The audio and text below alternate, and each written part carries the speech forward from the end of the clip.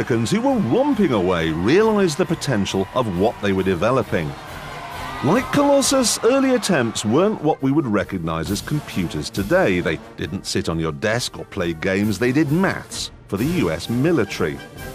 The idea that computers would become an everyday machine used by non-mathematicians or civilians was not seriously entertained. Even IBM's Supremo, Thomas Watson, confidently predicted the world will probably eventually need 5 computers. One reason that home computing was such a big no-no was the sheer size of the machines, which was all to do with the switches.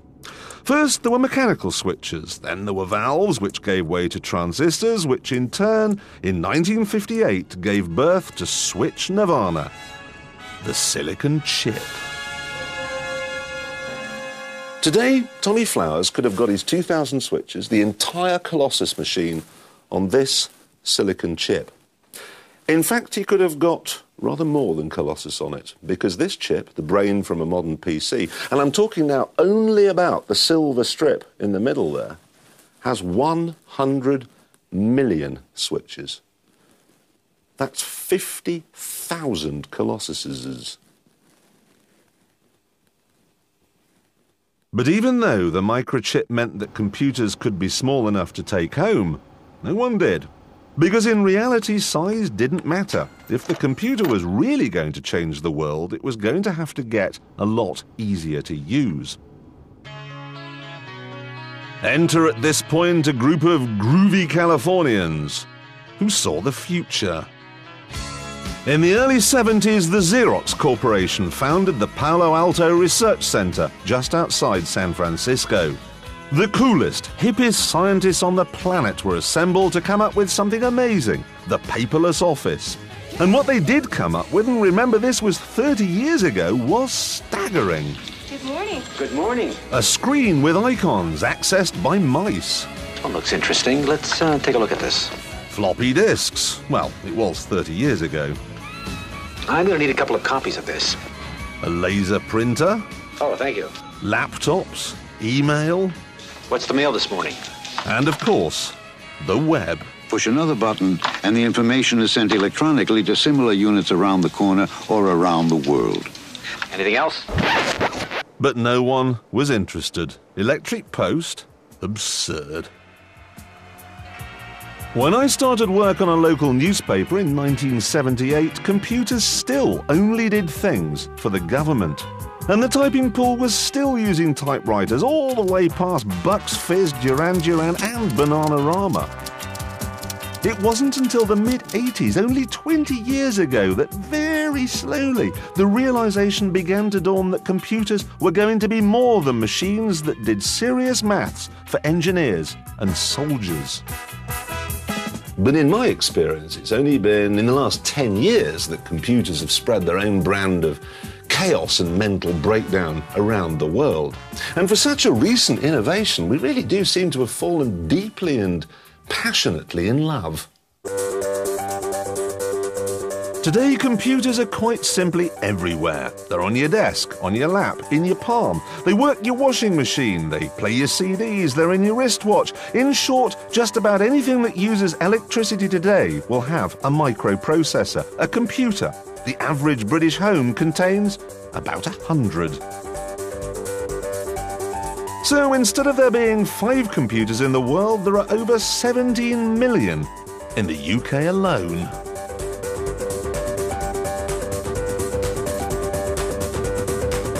And we've reached the point where there are plenty of things we simply couldn't do without computers.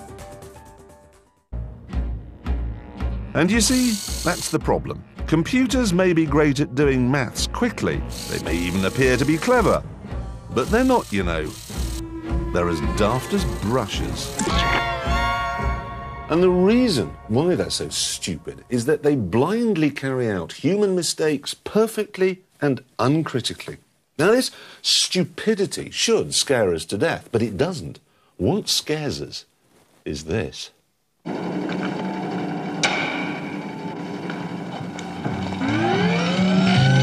I'm a B2.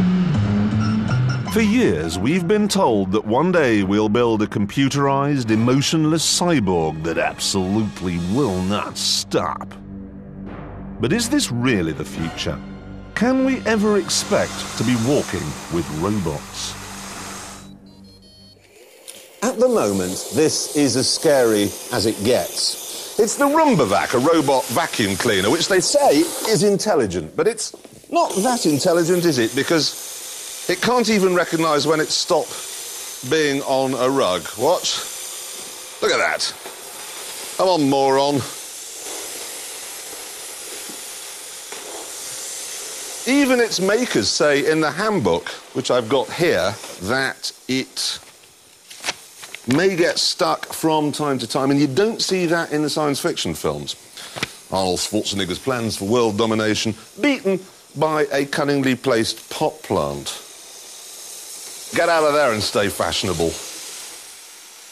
For anything approaching the kind of world domination that Governor Schwarzenegger deals in, computers that run robots would require at least a modicum of intelligence, and this is what scares us. Very credible scientists out there are pushing AI as the next big thing. Even Alan Turing predicted that one day computers would have minds of their own. To find out whether a computer was intelligent or not, Turing devised a test. It was very simple. He said that if you can have a conversation with it and believe it to be human, then it must have some kind of intelligence. He even scripted an example of the kind of intelligent chats that might occur. In the first line of your sonnet, which reads, "Shall I compare thee to a summer's day?" would not a spring day do as well or better? It wouldn't scan. How about a winter's day? That would scan all right. Yes, but nobody wants to be compared to a winter's day. Would you say that Mr. Pickwick reminded you of Christmas? In a way. Yet Christmas is a winter's day, and I don't think that Mr. Pickwick would mind the comparison.